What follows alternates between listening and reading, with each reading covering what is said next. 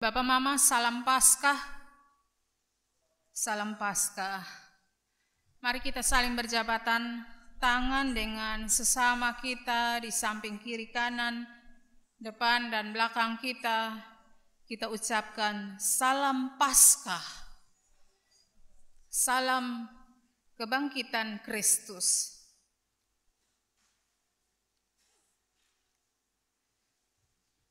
Salam Paskah ini penting juga ya, bukan hanya salam Natal, tapi juga salam Paskah. Kenapa? Karena dengan kebangkitan Kristus menjadi dasar pijakan iman kita sebagai gereja Tuhan untuk terus mewartakan tentang kehendak Tuhan. Bapak, Mama, saudara-saudari, masih dalam suasana merayakan Paskah, hari ini kita juga berkumpul dengan hati yang penuh syukur sebab kita akan sama-sama menyaksikan suatu peristiwa iman, yakni baptisan kudus bagi 6 orang anak yang semakin akan memberi kita rasa syukur atas kebaikan Tuhan yang kita terima dalam perjalanan hidup kita. Tema perenungan firman Tuhan kali ini berbicara tentang perjalanan yang mengubahkan. Tapi itu perjalanan bukan sembarang perjalanan. Perjalanan yang mengubahkan itu adalah perjalanan yang dilakukan bersama-sama dengan Kristus yang telah bangkit itu. Bapak, Mama, saudara-saudari, kalau kita perhatikan kisah-kisah penampakan diri Yesus kepada murid-muridnya setelah kebangkitannya yang telah selalu kita baca di setiap momen Paskah, di setiap kisah-kisah itu selalu memiliki motif yang sama, selalu memiliki ciri yang sama, bahwa orang-orang yang bertemu dengan Yesus tidak mengenal Yesus. Padahal mereka ini orang-orang yang juga turut serta dalam pelayanan yang Yesus lakukan. Hari-hari kemarin mereka terus sama-sama dengan Yesus. Tapi setelah Yesus bangkit, mereka tidak lagi mengenal Yesus. Dalam Injil Yohanes 20, bagian ayat 15 bercerita tentang Maria yang bertemu dengan Yesus. Tapi Maria kira Yesus itu tukang kebun. Lalu juga ada di Yohanes 21 yang bercerita tentang Yesus yang menampakkan dirinya kepada murid-muridnya di Danau Tiberias, pantai Danau Tiberias. Dari kejauhan mereka tidak mengenal Yesus. Nah, pertanyaannya, kenapa mereka tidak kenal Yesus? Padahal hari-hari sebelumnya mereka selalu bersama Yesus. Tapi kali ini ketika Yesus bangkit, lalu menampakkan dirinya kepada mereka, mereka tidak mengenal Yesus. Ada satu tafsiran yang memberi penjelasan kepada kita bahwa orang-orang yang bertemu dengan Yesus, mereka tidak mengenal Yesus pada waktu itu karena Yesus yang bangkit itu mengenakan tubuh rohani. Tidak lagi memiliki keadaan yang sama seperti dahulu sebelum ia mati dan lalu bangkit. Jadi tubuh rohani yang sekarang Yesus kenakan adalah tubuh yang tidak bergantung sepenuhnya kepada perilaku jasmani. Jadi Yesus tidak lagi terlalu perlu yang namanya makan minum. Semua perilaku jasmani tidak terlalu penting. Tapi kalau kita mengamini tafsiran ini, artinya juga bahwa tafsiran ini tidak bisa kita katakan sebagai tafsiran yang betul-betul bisa kita percayai. Sebab bahwa Yesus itu benar-benar pribadi manusia. Tapi juga ia adalah Tuhan dan Juru Selamat. Soal makan dan minum bukanlah perkara yang begitu memberi pengaruh pada kehidupan dan pekerjaan pelayanannya. Bahkan di banyak kisah pelayanan Yesus, justru diceritakan Yesus banyak buat mujizat. Orang-orang kelaparan bisa makan, orang yang kehausan bisa menemukan mata air dan minum dengan sepuasnya. Tapi bahwa jika kita membaca dan menyimak lebih sungguh lagi kisah ini, kita akan mendapatkan bayangan tentang apa harapan besar yang dimiliki oleh orang-orang Yahudi pada waktu itu terhadap figur Yesus.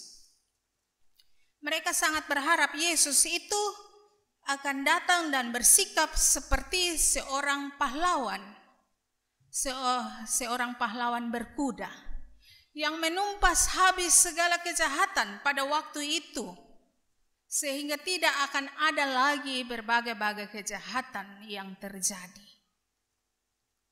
Tapi dalam perjalanannya, Tuhan Allah yang lalu mempunyai rencana yang lain, caranya untuk menyelamatkan dan menegur manusia, dilakukannya dengan cara yang lain. Dilakukannya dengan cara yang berbeda dari konsep yang dimiliki oleh kita manusia, termasuk orang-orang Yahudi pada waktu itu. Sebab itu bisa kita bayangkan besar rasa kekecewaan yang kemudian dimiliki oleh terutama orang-orang yang memberi diri sebagai pengikut Yesus. Termasuk ini 2 orang murid yang pada waktu itu berjalan dari Yerusalem ke Emmaus. Mereka berjalan dari Yerusalem ke Emmaus karena mereka berencana untuk meninggalkan Yerusalem itu. Yerusalem itu tidak lagi menjadi tempat yang memberikan kenyamanan bagi mereka. Yerusalem adalah kota yang mengancam keselamatan mereka, sebab bahwa mereka ini adalah murid-murid Yesus. Mereka bisa saja setiap waktu dicari-cari, lalu akan dijatuhi hukuman yang berat. Sebab itu bagi mereka, jalan yang lebih aman adalah pergi dan menyelamatkan diri. 2 orang murid ini mencoba berjalan pergi ke Emmaus, menghindar dari semua kejadian yang ada. Dan bahkan juga di Emmaus itu, mereka merencanakan di sanalah mereka akan berdiam sebentar untuk mengobati segala rasa kecewa mereka, segala kesedihan mereka, juga semua rasa khawatir yang mereka miliki. Yesus tahu tentang keadaan ini yang dialami oleh murid-murid ini. Sebab itu dalam bacaan ini dikatakan bahwa Yesus memberi dirinya, berjalan bersama dengan mereka. Tapi sayangnya, kekecewaan yang mereka miliki, kekhawatiran dan kesedihan itu begitu besar sehingga menutup mata hati mereka terhadap figur Yesus yang sementara berjalan bersama dengan mereka. Dan karenanya mereka seolah-olah diceritakan di kisah ini mereka tidak mengenal Yesus itu. Bukankah dalam perjalanan hidup kita juga begitu ya Bapak Mama? Kita ini orang Kristen. Pagi, siang, sore, malam kita berupaya untuk mendengar firman Tuhan, membaca dan mendengar firman Tuhan.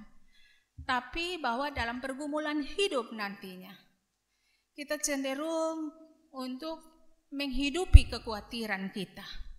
Semua manusia pasti punya kekhawatiran.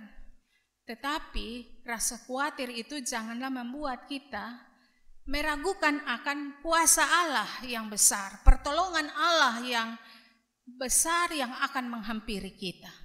Kadang karena berbagai pergumulan kita ragu.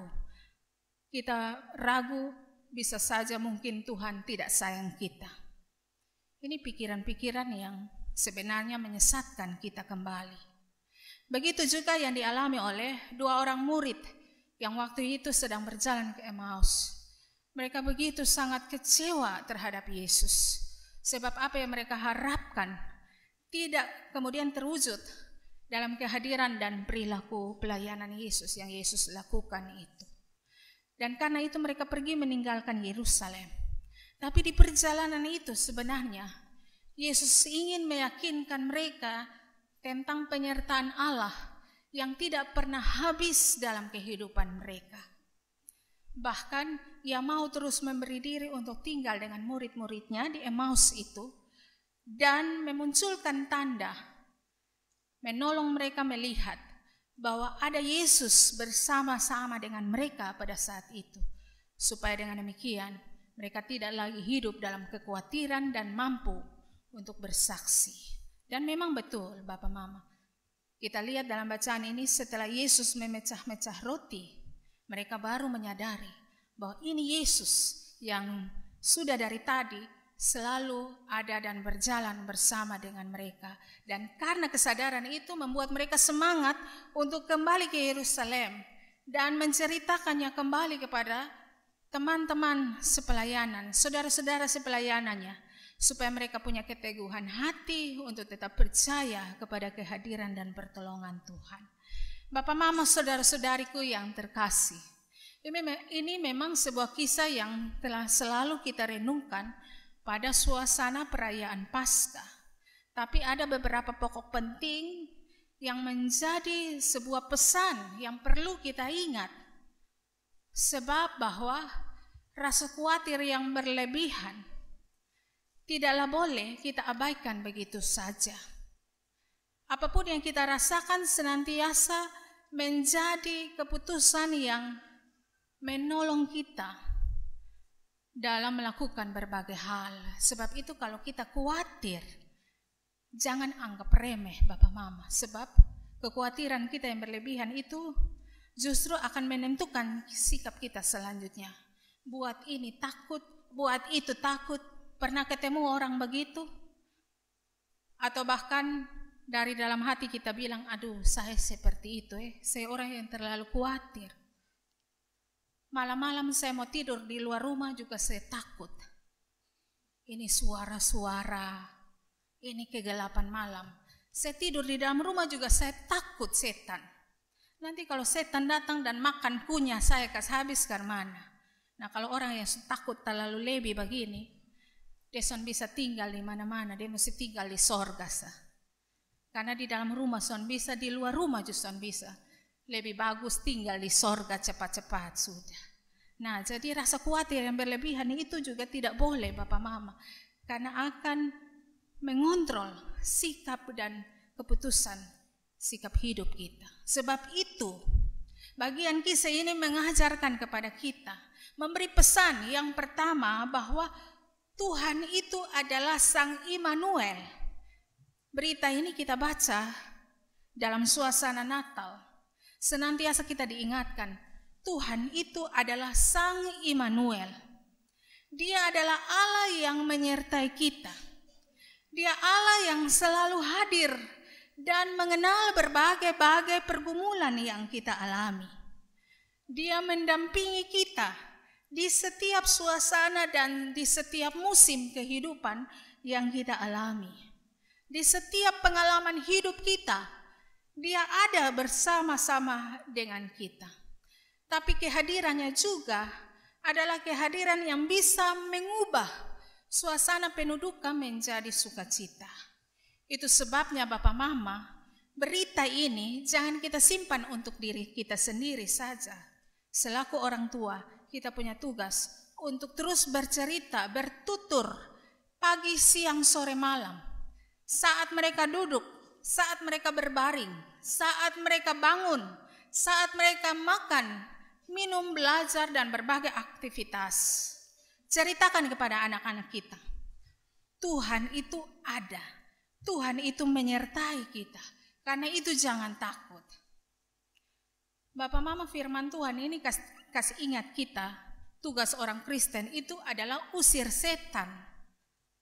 Tapi kalau orang Kristen hidup takut setan, karena dia mau usir setan, yang ada setan usir balik sang dia. Nah kalau setan usir balik sang kita Bapak Mama, itu berarti bahwa kita telah gagal untuk hidup taat kepada perintah Tuhan. Tuhan telah memberikan bagi kita kuasa dari dirinya sendiri untuk menyatakan dalam nama Yesus segala kuasa di bumi akan takluk kepada nama dan kuasa itu. Maka pakailah nama itu. Saya yakin orang tua dari ke-6 anak ini tidak ada yang takut setan Ada yang majelis, yang penting takut setan Malam-malam pelayanan jemaat. Yang penting jangan takut setan. Jangan takut setan, supaya kita bisa cerita kepada anak-anak kita. Anak, hidup jangan takut setan. Justru hidup harus usir setan, supaya kita hidup takut akan Tuhan.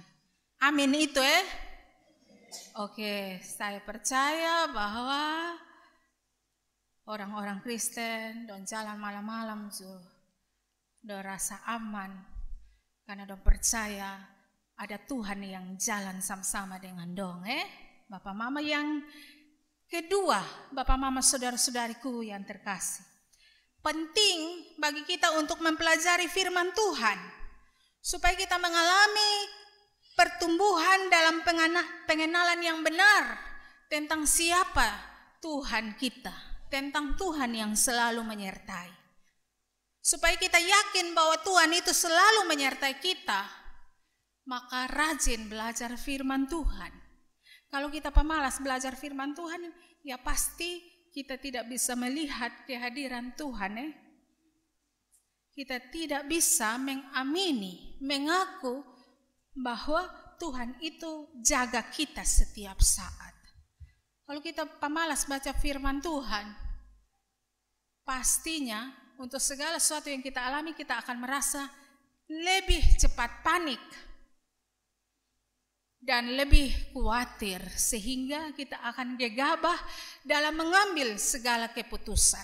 Lalu merugikan siapa? Merugikan kita, merugikan anggota keluarga, merugikan orang lain juga, seperti itu. Baca firman Tuhan, Bapak dan Mama yang ini hari bawa anak-anak karena percaya kepada Tuhan, memberi anak-anak untuk juga ditandai dalam baptisan kudus ini sebagai milik, ini anak ini sungguh-sungguh milik kepunyaan Tuhan. Maka Bapak Mama juga harus rajin baca firman Tuhan. Begitu supaya ini anak juga bisa diajarkan tentang firman Tuhan. Kemarin saya bilang, bagaimana kita bisa bercerita tentang sesuatu kalau sesuatu yang hendak kita ceritakan itu tidak kita ketahui sama sekali.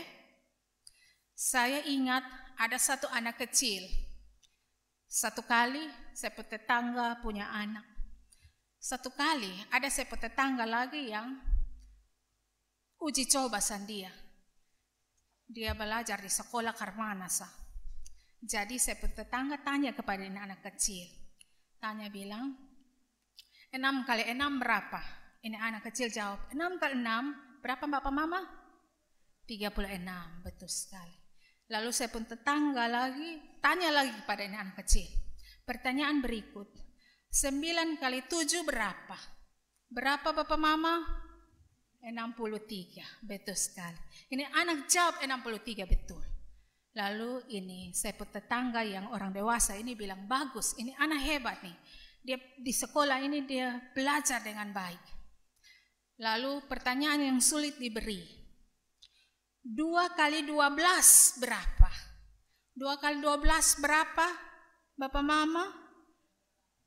Berapa? 24.